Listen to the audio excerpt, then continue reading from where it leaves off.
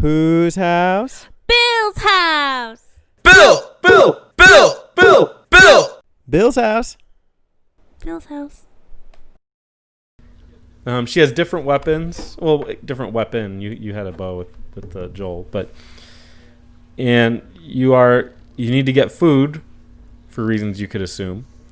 And she starts with killing a rabbit. That's done as a cutscene. But you are hunting a deer, and it's kind of calm and serene, and just like a nice change of pace from the franticness, which obviously it constantly shifts between.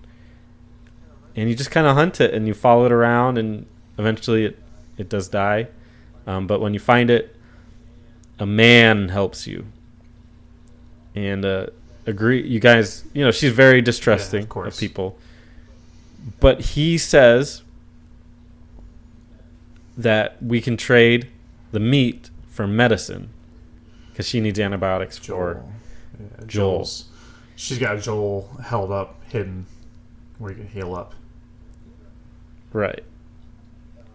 And they work together. He seems friendly at first. Obviously, by the way I just described it, you know what's coming. He seemed friendly at first, but the people come, and it becomes clear. He kind of implies, or he says, really, that a bunch of his men were killed a few weeks ago by a crazy man who was traveling with a little girl. Oof. And it turns out he knows who you are. And they knock her out and take her to their little base in a cabin resort. And oh my goodness, this is gross.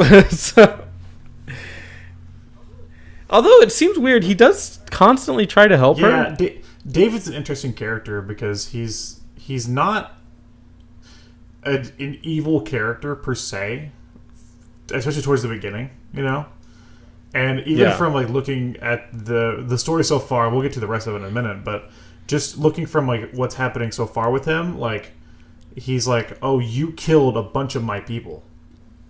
You and your partner killed a bunch of my people. That's not okay."